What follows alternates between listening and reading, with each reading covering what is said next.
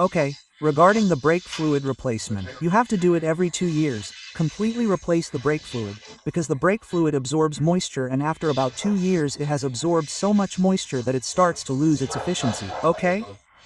So, when you change the brake fluid, you have to bleed the entire circuit, and there is a specific order for it to be bled. In the case of the OBDII, the order for it to be bled is the right rear wheel, the first one to be bled, then the left front wheel, then the front wheel because I wasn't sure. First, the right rear wheel, then the left front wheel, then the left rear wheel, and then the right front wheel. Look, this is the order, okay? This is the front and this is the back. So, first, right rear wheel. This would be it. Look, we put it like this, we get an idea. This would be the order. Right rear wheel, left front wheel, left rear wheel, right front wheel. That's the bleeding order, okay, when replacing the brake fluid. So, I'm going to raise the van and remove the wheel. Well, to replace the brake fluid, the first thing to do is remove it. We said here for the right rear wheel. I've already removed the wheel. Now I have to remove the little cap here, okay, from the bleeder. Here we have the bleeder. So, I'm going to need a small nut that I'm going to connect here to a container to drain all the old brake fluid.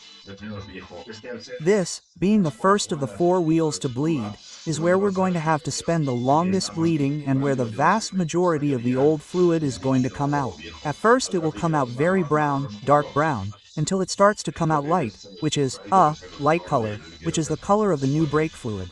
So, I'm going to get a wrench here. I think it should be a 10 millimeters and a small nut. The little tube, honestly, doesn't come out as dark as I thought. I knew it would be darker, but it comes out quite transparent. I loosened the little screw counterclockwise,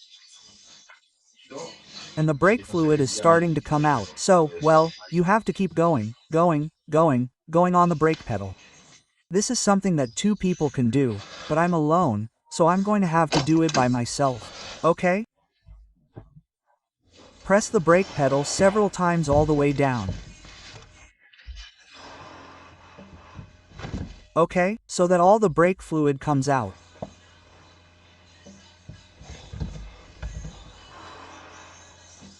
And it's very important to keep topping it up. All this was done previously, I forgot to tell you, by releasing the brake cap, okay? Here on the brake reservoir. I'm going to remove the filter, and now we have to top it up a little bit with .4+, okay? The manufacturer says that the brake fluid that you have to put in the Model 6 brake fluid, that is, box 639 in all its models, is .4+, so I'm filling it up, okay? So that it doesn't get in while I'm on the track. The procedure is to pump it 5 times until the brake fluid is fully filled, okay? I'm filling it up with all the way to the top, and then I'm checking. That is, every 5 pumps I fill it up, okay? And I'm checking how the color is going. The truth is that I forgot to record it. But 2 bowls came out like this, all black, green and black, okay? Although at first it seemed like it was coming out here fine, it came out green and black. So, I kept pumping it like this until it's clear. And you see, there shouldn't be any bubbles coming out here. The moment bubbles come out, there's air, so we have to keep pumping the brake so that all the air comes out. Okay? Okay, so when we're sure that all the new fluid comes out, that there are no bubbles and such, this time we do need a helper. I've already found a helper. So, what the helper has to do is press the brake pedal all the way down and keep it pressed, okay? And while we're holding it down, that's when we have to close the brake fluid air vent nut. Close it, and once we have it closed, we tell the helper to release the brake, and he can release the brake, and that way we can make sure that there's no air in it. Okay, it had been coming out completely clear for a while, although it's the other way around, you see? Well, these are the old wells, but it was already coming out clear, okay? And it's no longer green, but brown, brown, like a light brown, okay? So now we're going to do the same thing on the front left wheel. Same procedure for changing the brake fluid. Now, after the right rear wheel, the second wheel that we need to bleed the brake fluid and air from is the left front. Okay, now that the wheel is removed, I'm also going to check the condition of the front brake pad linings, and they're very good. Okay, they're practically almost new. If you can see, there's a lot of lining. Okay, and I'm also going to check the width of the brake discs to see how much life they have left. Front left, which is the second, doing the same procedure. I'm not going to record the same procedure because it's the same. Okay, I release the thumb nut. I step on the brake 5 times.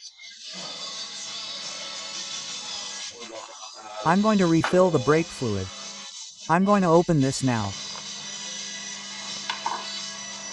Okay, and dark until it comes out brown and light. Brown and light. So this wheel is solved. My friend, squeeze the brake all the way. Squeeze it. My friend releases the brake, which is full of brake fluid. And now the third wheel is the left rear.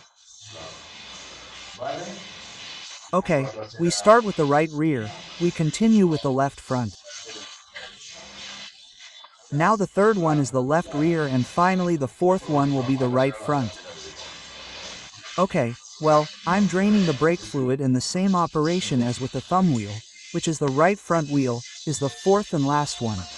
Okay, well, I'll do the same procedure as the others, and the brake fluid would now be completely changed. Remember that it's a DO4 Plus according to the workshop manual, and that it has to be done every 2 years, no matter what. Okay, well, I'm going to do the procedure, and now I'll finish with the fluid change. Now it's clear fluid. So this goes into the recycling bin, and now let's check. I've already closed the air bleed screw properly, and now I'm going to check the brake fluid level lastly, and then test the brakes to verify that everything is okay. I've already checked it. It has to be below the maximum. There it says the maximum. Okay, do you see?